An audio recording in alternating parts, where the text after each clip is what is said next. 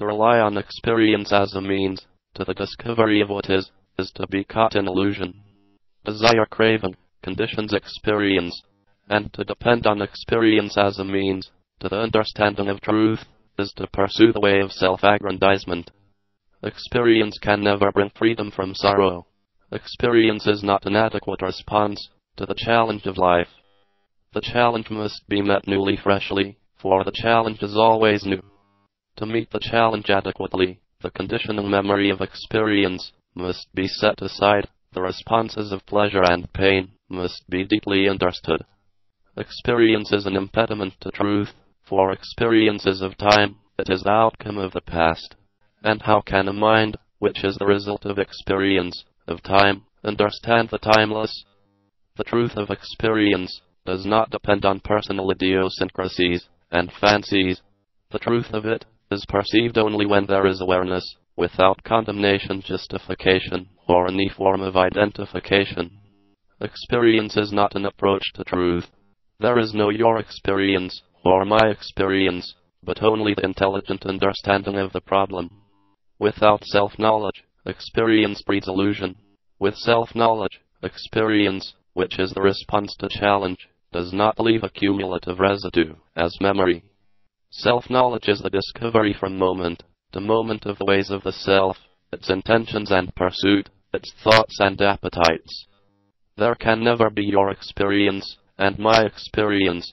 The very term my experience indicates ignorance and the acceptance of illusion.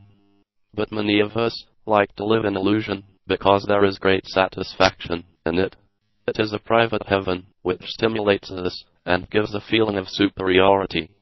If I have capacity, gift or cunning, I become a leader, an intermediary, a representative of that illusion. And as most people love the avoidance of what is there, is built up an organization, with properties and rituals, with vows and secret gatherings. Illusion is clothed according to tradition, keeping it within the field of respectability.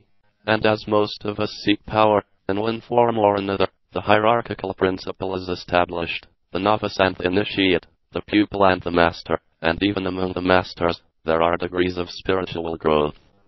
Most of us love to exploit and be exploited, and the system offers the means, whether hidden or open. To exploit is to be exploited. The desire to use others for your psychological necessities makes for dependence, and when you depend you must hold possess, and what you possess possesses you. Without dependence, subtle or gross, without possessing things, people and ideas, you are empty, a thing of no importance. You want to be something, and to avoid the non-fear of being nothing, you belong to this or that organization, to this or that ideology, to this church or that temple. So you are exploited, and you in your turn exploit. This hierarchical structure offers an excellent opportunity for self-expansion. You may want brotherhood, but how can there be brotherhood if you are pursuing spiritual distinctions? You may smile at worldly titles, but when you admit the master, the savior, the guru in the realm of the spirit, are you not carrying over the worldly attitude? Can there be hierarchical divisions or degrees in spiritual growth, in the understanding of truth, and the realization of God? Love admits no division. Either you love or do not love, but do not make the lack of love into a long drawn-out process whose end is love. When you know you do not love, when you are choicelessly aware of that fact, then there is a possibility of transformation. But to sedulously cultivate this distinction between the master and the pupil, between those who have attained and those who have not, between the savior and the sinner, is to deny love. The exploiter, who is in turn exploited, finds a happy hunting ground in this darkness and illusion. Separation between God or reality and yourself is brought about by you, by the mind that clings to the known, to certainty, to security. This separation cannot be bridged over. There is no ritual, no discipline, no sacrifice that can carry you across it. There is no savior, no master, no guru who can lead you to the real, or destroy this separation. The division is not between the real and yourself. It is in yourself. It is the conflict of opposing desires. Desire creates its own opposite, and transformation is not a matter of being centered genuine desire, but of being free from the conflict which craving brings. Craving at any level of one's being breeds further conflict, and from this, we try to escape in a very possible manner, which only increases the conflict, both within and without. This conflict cannot be dissolved by someone else however great, nor through any magic or ritual. These may put you pleasantly to sleep, but on waking the problem is still there. But most of us do not want to wake up, and so we live in illusion. With the dissolution of conflict, there is tranquility, and then only can reality come into being. Masters, saviors and gurus are unimportant, but what is essential is to understand the increasing conflict of desire. And this understanding comes only through self-knowledge and constant awareness of the movements of the self. Self-awareness is arduous, and since most of us prefer an easy, illusory way, we bring into being the authority that gives shape and pattern to our life. This authority may be the collective, the state, or it may be the personal, the master, the savior, the guru. Authority of any kind is blinding, it breeds thoughtlessness, and as most of us find that to be thoughtful is to have pain, we give ourselves over to authority.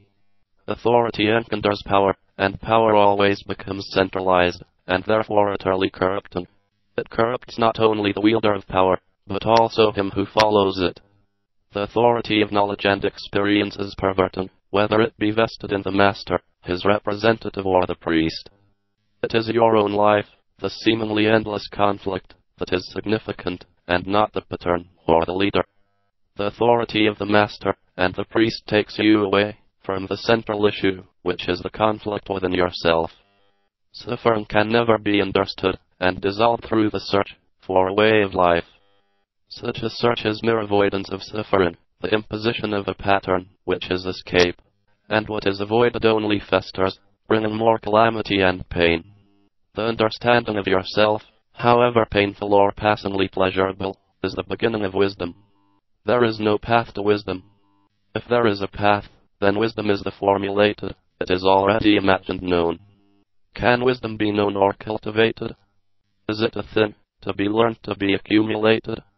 If it is, then it becomes mere knowledge, a thing of experience and of the books.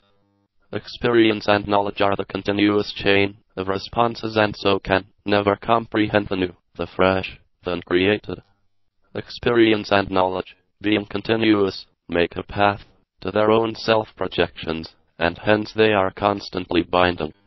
Wisdom is the understanding of what is from moment to moment, without the accumulation of experience and knowledge. What is accumulated does not give freedom to understand, and without freedom there is no discovery. And it is this endless discovery that makes for wisdom. Wisdom is ever new, ever fresh, and there is no means of gathering it. The means destroys the freshness, the newness, the spontaneous discovery. The many paths to one reality are the invention of an intolerant mind. They are the outcome of a mind that cultivates tolerance. I follow my path, and you follow yours, but let us be friends, and we shall eventually meet. Will you and I meet if you are going north, and I south? Can we be friendly if you have one set of beliefs, and I another, if I am a collective murderer, and you are peaceful? To be friendly implies relationship in work and thought. But is there any relationship between the man who hates and the man who loves? Is there any relationship between the man in illusion and the one who is free? The free man may try to establish some kind of relationship with the one in bondage, but he who is in illusion can have no relationship with the man who is free. The separate, clinging to their separateness, try to establish a relationship with others who are also self-enclosed. But such attempts invariably breed conflict and pain. To avoid this pain, the clever ones invent tolerance, each looking over his self-enclosing barrier and attempting to be kind and generous. Tolerance is of the mind, not of the heart. Do you talk of tolerance when you love? But when the heart is empty, then the mind fills it with its cunning devices and fears. There is no communion where there is tolerance. There is no path to truth. Truth must be discovered, but there is no formula for its discovery. What is formulated is not true.